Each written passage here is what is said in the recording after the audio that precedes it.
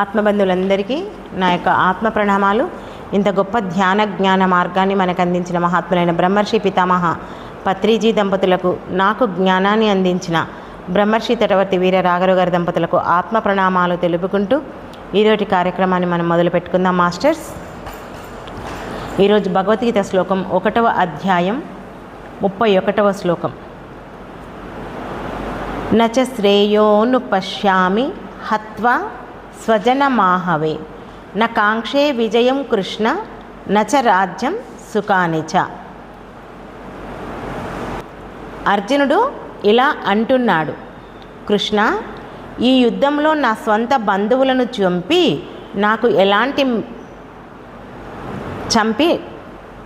చంపడం తప్ప నాకు ఎలాంటి మేలు కనిపించడం లేదు. నాకు విజయము వద్దు, రాజ్యము వద్దు, సుఖాలు కూడా వద్దు. నా వాళ్ళను చంపి ఇవన్నీ పొందడం నాకు అవసరం లేదు. ఎవరు చెప్తున్నారు? అర్జునుడు శ్రీకృష్ణ భగవానుడితో చెప్తున్నాడు. ఓకే, ఈ శ్లోకంలో అర్జునుడి మనస్సు ఎంతగా విరిగిపోయిందో తెలియచేస్తుంది మనకు. అంటే ఆయన ఇప్పటి వరకు ఎప్పుడు ఆ యుద్ధం మొదలవ్వక ముందు వరకు ఏదో యుద్ధం అంటే చేద్దామనుకున్నాడు. కానీ అక్కడ పోయి చూసిన తర్వాత ఆయనకి ఏమనిపిస్తుందంటే, నా వాళ్ళందరినీ చంపుకున్న తర్వాత ఇంకా నేను ఈ రాజ్యం తీసుకొని ఏం చేయాలి, నాకేం సుఖపడి ఏమి లాభము అని ఆయన ఎంతో మనసు విరిగిపోయి ఎంతో బాధగా ఆవేదనగా మాట్లాడుతుండు. అప్పటి వరకు తన యొక్క శరీర బాధల గురించి, భయం గురించి చెప్పాడు ఇన్ని శ్లోకాల్లో. ఇప్పుడు తన నిర్ణయాన్ని ప్రకటిస్తున్నాడు. ఏమని అంటే రాసుకోండి, శ్రేయస్సు కనిపించడం లేదు. నచ శ్రేయ అనుపశ్యామి అంటే నాకు ఇందులో మంచిది ఏమీ కనిపించడం లేదు. ఎవరంటున్నారు ఈ మాట? అర్జునుడు శ్రీకృష్ణుడితో అంటున్నాడు. ఇది చాలా ముఖ్యమైనటువంటి మాట. మరి మన జీవితంలో కూడా కొన్ని సందర్భాల్లో మనం ఏం చేసినా తప్పే అనిపిస్తుంది. ఏ దారిలో వెళ్ళాలో అర్థం కాదు. అర్జునుడు కూడా అదే స్థితిలో ఉన్నాడు కదా. మన ఇంట్లో కూడా మనం ఎన్నో సందర్భాల్లో ఈ పరిస్థితి మనకు ఎదురవుతుంది. ఏం చేసినా తప్పే అంటుంటాం మనం. నేను ఏం చేసినా తప్పే వస్తుంది, ఏం మాట్లాడినా తప్పే వస్తుంది, నేను కామ్గా ఉండడం బెటర్ అని మనం ఎన్నోసార్లు మన నిత్య జీవితంలో అంటున్నాం. సేమ్ అదే పరిస్థితి అర్జునుడికి కూడా కలిగింది. స్వజనాన్ని చంపడం అంటే హత్వా స్వజనం అంటే నా స్వంత వాళ్ళను చంపడం. ఇది అర్జునుడి మొట్టమొదటి బాధ. వారు శత్రువులు కాదు, వారు గురువులు, బంధువులు. అందుకే అతని యుద్ధాన్ని ధర్మబద్ధంగా కాకుండా పాపంగా చూస్తున్నాడు. నెక్స్ట్, నా కాంక్షే విజయం అంటే నాకు గెలవాలని కూడా లేదు. ఇది ఒక యోధుడు చెప్పే మాట కాదు. అంటే అతని ధైర్యం పూర్తిగా కుంగిపోయింది. నచ రాజ్యం సుఖానిచ, రాజ్యము వద్దు, సుఖాలు వద్దు. ఓకే, అర్జునుడు తన బాధనంతా వెళ్ళగక్కుతున్నాడు. వేరెవరితోనో యుద్ధం చేయాలనుకున్నా అందరూ నా వాళ్ళే ఉన్నారు, ఎవరో శత్రువులు అనుకున్నాను. నా అంతా అక్కడ ఉండేది నా గురువులు, బంధువులే. వాళ్ళతో యుద్ధం చేస్తే వీళ్ళందరితో ధర్మబద్ధంగా కాకుండా ఆయన ఏం చేస్తుండే, పాపంగా చేస్తుండే. నా గురువులతో, బంధువులతో, స్నేహితులతో వాళ్ళతో యుద్ధం చేస్తే నాకేం లాభము, అంతా నా వాళ్ళే కదా, వాళ్ళతో యుద్ధం చేస్తే నాకు పాపం వస్తుంది అని పాపంగా చూస్తున్నాడు. మరి నాకు గెలవాలని కూడా లేదు అని అంటున్నాడు. కానీ ఇది ఒక యోధుడు చెప్పే మాట అసలు కానే కాదు. ఆయన ఏం చేస్తున్నాడు, పూర్తిగా ధైర్యాన్ని కోల్పోయిండు అర్జునుడు. నాకు రాజ్యము వద్దు, సుఖాలు వద్దు, ఏవీ వద్దు. ఈ రాజ్యం కోసం, ఈ సుఖాల కోసం అందరూ నాకు సంబంధించిన వాళ్ళని నేను పోగొట్టుకొని నేను ఆ రాజ్యంతో నేనేం చేసుకుంటా, ఆ రాజ్యం వల్ల నాకేం లాభం అని అర్జునుడు చెప్తున్నాడు. ఈ శ్లోకం మనకు ఒక గొప్ప సత్యాన్ని చెప్తుంది. మనిషి లక్ష్యం కోల్పోతే సాధించడానికి విలువ ఉండదు. మనకు ఎంత డబ్బున్నా, స్థానమున్నా, విజయం వచ్చినా, మనకు ప్రియమైన వాళ్ళు లేకపోతే, మనసుకు శాంతి లేకపోతే అవి అన్నీ వ్యర్థమే అనిపిస్తాయి. అంతే కదా. మన జీవితంలో మనం ఎంతో కష్టపడి అన్నీ సంపాదించుకున్నాం, మనకెవరు లేకపోతే ఏం చేసుకుంటాం వాటితో? ఒక మంచి ఉద్యోగి ఎంతో కష్టపడిండు, చదివిండు, మంచి జాబ్, ఒక హైఫై రేంజ్లో జాబ్ వచ్చింది. మరి అంత కష్టపడి చదివేటప్పుడు ఆ జాబ్ అంత గొప్పగా సంపాదించాలనుకున్నప్పుడు తన స్వంత అభిరుచుల్ని తగ్గించుకోవాలి.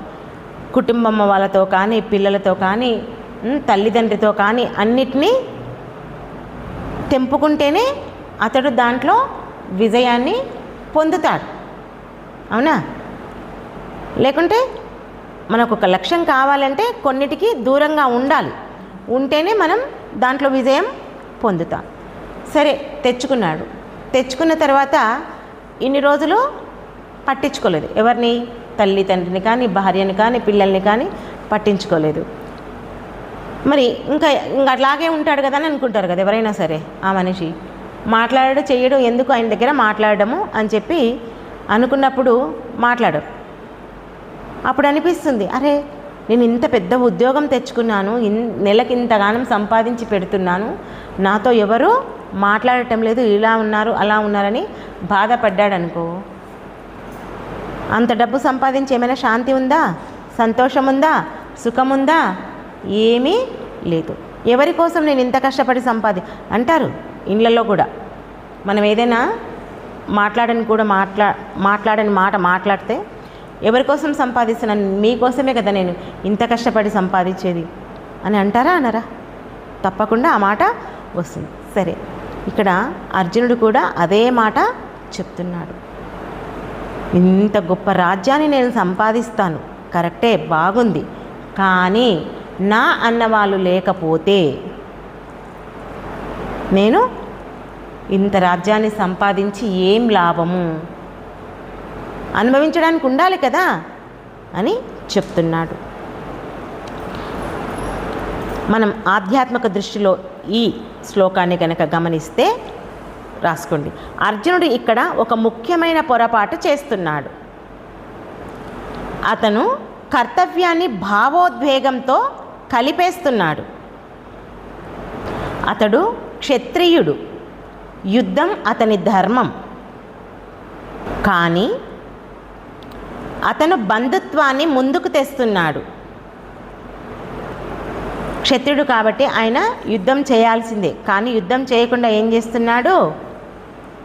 ఆయన ఎంతసేపు తనకున్నటువంటి ఆ బంధుత్వాన్నే, గురువులని, తాతలని, మామలని, వాళ్ళ గురించి, ఆ బంధుత్వం గురించే తను ఆలోచిస్తున్నాడు. మరి మన జీవితంలో కూడా ఇలాంటివే జరుగుతుంటాయి. ఏమంటారు? మనకు సంబంధించిన వాళ్ళు ఎవరైనా ఉంటే వాళ్ళ వైపు తప్పు చేసినా కూడా మనం మన వైపు వాళ్ళకే మాట్లాడుతుంటాం. ఇది ఎన్నోసార్లు మనం ఈ విషయం చెప్పుకున్నాం. అక్కడ మన కర్తవ్యాన్ని మర్చిపోయి మాట్లాడతాం.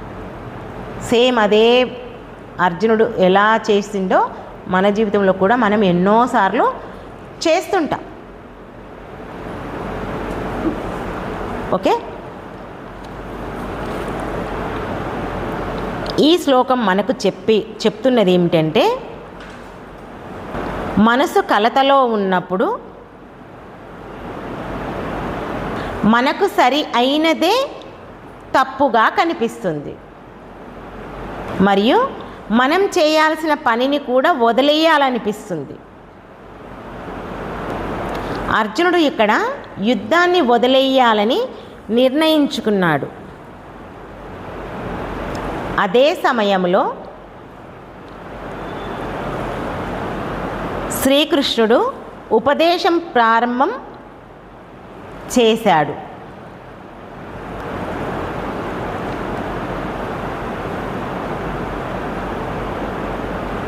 ఎందుకు చేశాడు?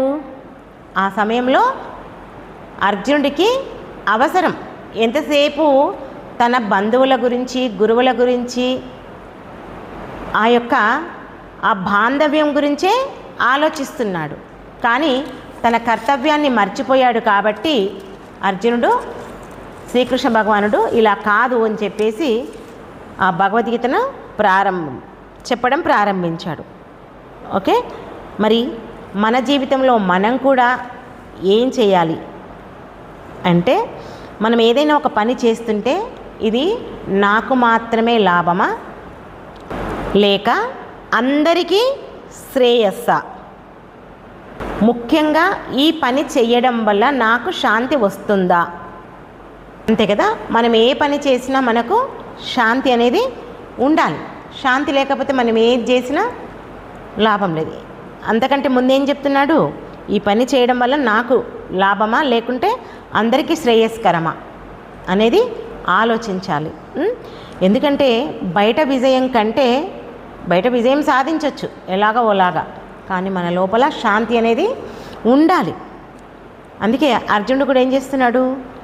సరే, యుద్ధం చేసి ఇంత రాజ్యాన్ని సంపాదిస్తా, కానీ సంపాదించిన తర్వాత నాకు ఏమైనా శాంతి ఉంటుందా అని ఇలా ఆలోచించాడు. కాబట్టి నాకు ఇవన్నీ వద్దు అని ఆయన అనుకున్నాడు. కానీ శ్రీకృష్ణ భగవానుడు గీతా బోధ ద్వారా అతనికి ఉపదేశం చేస్తున్నాడు. అది తర్వాత శ్లోకంలో తెలుసుకుందాం. ఓకే మాస్టర్స్, ఈ అవకాశం నాకు ఇచ్చినందుకు మీ అందరికీ నా యొక్క కృతజ్ఞతలు.